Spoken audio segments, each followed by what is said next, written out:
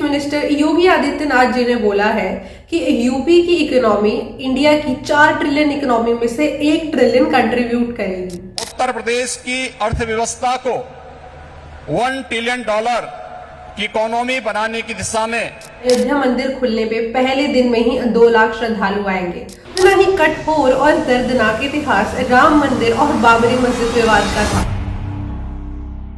जय श्री राम दोस्तों, और आखिरकार 500 सालों का इंतजार खत्म होता है और वो दिन आ भी गया जिस दिन राम मंदिर की प्राण प्रतिष्ठा होने जा रही है।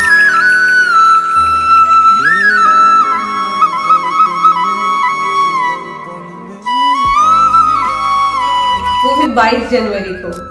और ये एक ऐसा दिन है जिसके इंतजार में न जाने कितनी पीढ़ियां खत्म हो गई, कितने लोगों ने अपनी जान गंवा दी, और आखिरकार अब वो दिन आ ही गया है जब वो अपनी आंखों से अपने इस 500 साल पुराने सपने को पूरा होता हुआ देखे। भगवान राम ने अयोध्या पे कितने साल राम राज्य चलाया, लेकिन उसके बावजूद भी अयोध्या में उनके लिए कोई मुख्य मंदिर था ही नहीं। लेकिन आखिरकार अब वो दिन आ ही गया है जब उनके लिए एक मंदिर बन चुका है।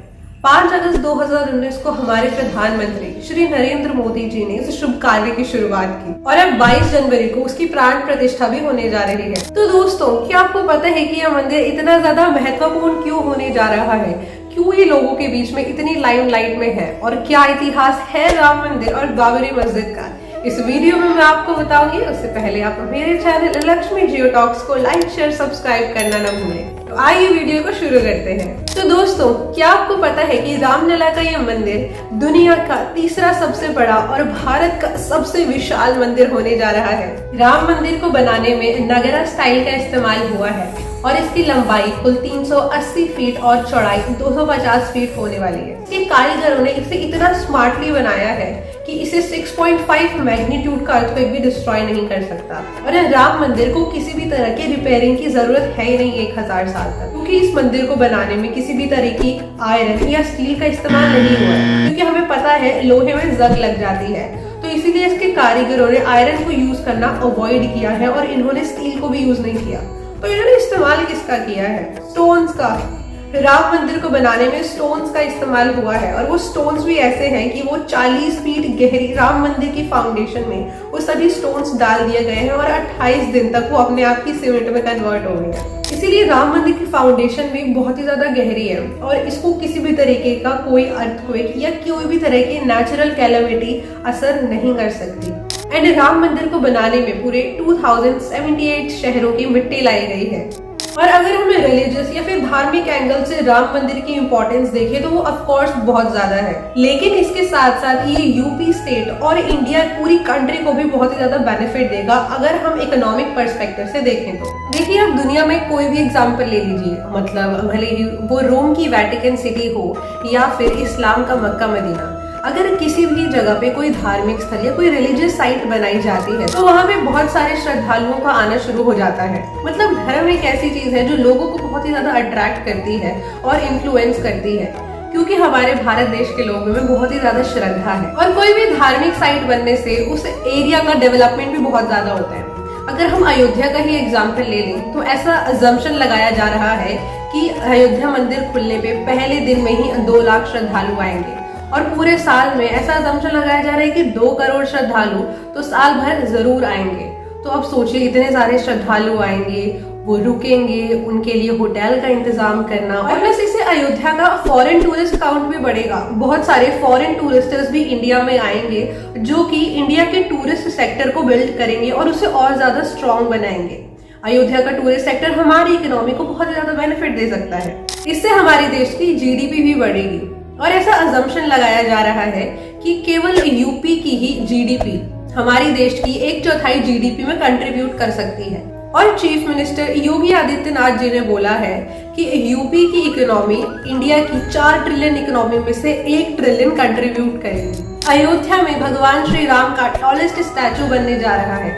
इसके अलावा एक इंटरनेशनल एयरपोर्ट भी बनने जा रहा है। सरयू रिवर के पास एक रिवर फ्रंट भी बनने जा रहा है। इसके अलावा वहाँ एक डिज्नीलैंड भी बनाया जाएगा। डिज्नीलैंड को रामलैंड बोला गया है और उस जगह भगवान श्री राम के जीवन से आधारित तो बहुत सारी चीजें होंगी। एंड इससे हर साल अयोध्या में 2 करोड़ टूरिस्ट तो आएंगे। जिनके लिए होटल अकोमोडेशन बनाया जाएगा, उनके लिए होटल्स खुलेंगे और इससे और ज्यादा इन लोगों में एम्प्लॉयमेंट फैलेगा। लेकिन क्या आपको पता है कि ये राम मंदिर बनने का सफर इतना आसान नहीं था। ये बहुत ही सारी कठिनाइयों से गुजरा है। न जाने कितने लोगों ने इसके बनने में अपनी जान गंवा दी है। दोस्तों, राम मंदिर बनने का इतिहास 500 सालों से भी ज्यादा पुराना है। इसकी शुरुआत हुई 1528 में।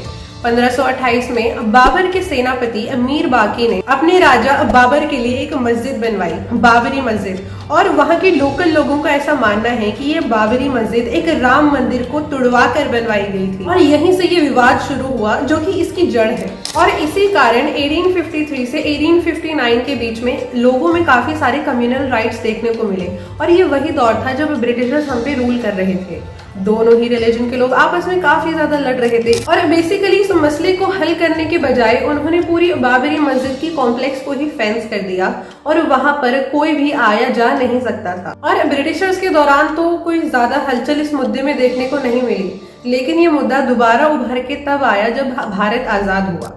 और 1949 में बाबरी मस्जिद की कॉम्प्लेक्स से राम जी की मूर्ति मिली। और उस समय यूपी में जो सरकार थी उसने इस मुद्दे में ज्यादा इंटरेस्ट नहीं दिखाया और उन्होंने बेसिकली किया क्या, भगवान राम की मूर्ति मिली है, उन्होंने इसे हटवाने के ऑर्डर दिए।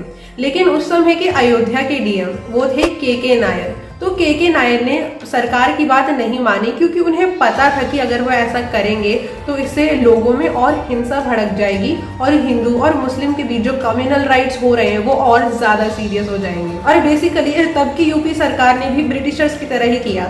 उन्होंने बाबरी मस्जिद की पूरी कॉम्प्लेक्स को ही क्लोज कर दिया और वहां पर न हिंदू और न मुस्लिम किसी भी तरह की पूजा नहीं कर सकते। उनका पूजा करना उन्होंने वहां वर्जित कर दिया। और इसका रिजल्ट देखने को मिला कि लोगों में बहुत ही ज्यादा कम्युनल राइट्स भड़क गए और उस समय में यूपी और अयोध्या में बहुत सारे दंगे देखने को मिले। तो बेसिकली राम मंदिर और बाबरी मस्जिद के मुद्दे को 3 लोग लीड कर रहे थे। उन्होंने अलग अलग समय पे कोर्ट में केसेस फाइल किए। सबसे पहला केस फाइल हुआ 1950 में, जो कि फाइल किया महंत रघुवर दास ने। फिर 1959 में निर्मोही अखाड़ा ने केस फाइल किया एंड उसके बाद 1961 में सुन्नी वक्फ बोर्ड ने केस फाइल किया। तो बेसिकली ये इन 3 लोगों की कम्युनिटी के बीच जंग हो गई थी कि किसको कितना हिस्सा बाबरी मस्जिद का मिलेगा और क्या फाइनली वहां पे राम मंदिर बन पाएगा या नहीं। फिर आते हैं इस गेम के सबसे इम्पोर्टेंट प्लेयर, जो थे विश्व हिंदू परिषद। विश्व हिंदू परिषद ने कुछ समय बाद केस फाइल किया रामलला विराजमान के नाम से।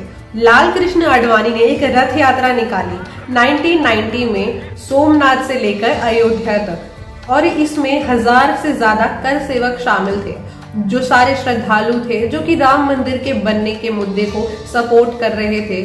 उन्होंने इसे ज्वाइन किया और लगभग 1000 से भी ज्यादा कर सेवक इसका हिस्सा बने। और जब ये रथ यात्रा सोमनाथ से अयोध्या जा रही थी तो उस बीच काफी सारे दंगे भड़के और जब 6 दिसंबर 1992 को वो सोमनाथ से गए कर सेवक अयोध्या पहुंचे तो उन्होंने इसी दिन बाबरी मस्जिद को डिमोलिश कर दिया। इसके बाद तो मामला और ज्यादा सेंसिटिव होता चला गया। ये बात सीधा इलाहाबाद हाई कोर्ट तक पहुंच गई और ये एक नेशनल हॉट टॉपिक बन गया और यूं ही ये मुद्दा ऐसे ही घसीटता चला गया। लेकिन इसमें स्पार्क देखने को मिली इस साल 2010 में। साल 2010 में इलाहाबाद हाई कोर्ट ने अपना हिस्टोरिकल लैंडमार्क जजमेंट दिया, जिसमें उन्होंने जो बाबरी मस्जिद कॉम्प्लेक्स थी उसको 3 पार्ट्स में डिवाइड कर दिया। बाबरी मस्जिद का वो पहला हिस्सा जहां पर राम जी की मूर्ति मिली थी, वो हिस्सा मिला विश्व हिंदू परिषद को, जिन्होंने रामलला विराजमान नाम से केस फाइल किया था। दूसरा हिस्सा मिलता है निर्मोही अखाड़ा को, जो कि बेसिकली राम चबूतरा बोला गया था। और तीसरा एरिया जो आउटस्कर्ट थी बाबरी मस्जिद की, वो मिलती है सुन्नी वक्फ बोर्ड को। लेकिन भाई दिक्कत तो यहाँ भी थी। अब इलाहाबाद हाई कोर्ट के इस मुद्दे पर सुप्रीम कोर्ट ने स्टे लगा दी, क्योंकि कई लोग इलाहाबाद हाई कोर्ट के इस डिसीजन से भी अभी सहमत नहीं थे। तो बेसिकली सुप्रीम कोर्ट ने अपने 2019 के फाइनल वर्डिक्ट में ये बोला कि जो ये बाबरी मस्जिद का एरिया है, यहाँ पर मंदिर ही बनेगा। तो यहाँ पे आज राम मंदिर बन रहा है, जो कि अब ऑब्वियसली बन के तैयार हो गए। इसकी प्राण प्रतिष्ठा भी होने वाली है 22 तारीख को।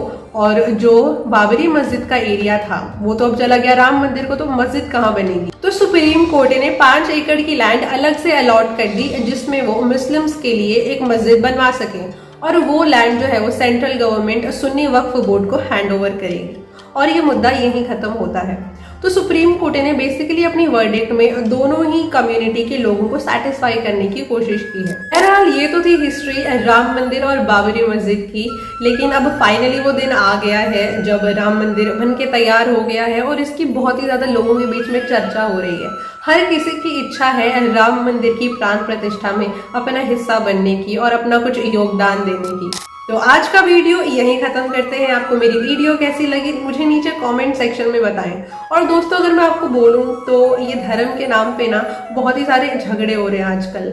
मतलब जैसे ये राम मंदिर की प्राण प्रतिष्ठा पास आ रही है, आपको सोशल मीडिया पे अपने व्हाट्सएप ग्रुप में काफी सारी वीडियो सर्कुलेट होती मिलेंगी जहां पर ये लोगों को कंटिन्यूअसली भड़काने की कोशिश कर रहे हैं और काफी सारी वीडियो तो फेक भी है। तो ऐसे धर्म के नाम पे किसी को भी अपने इमोशंस के साथ खेलने ना दें, क्योंकि कई लोगों का बिजनेस ही से चलता है लोगों के बीच में फूट पड़वा के।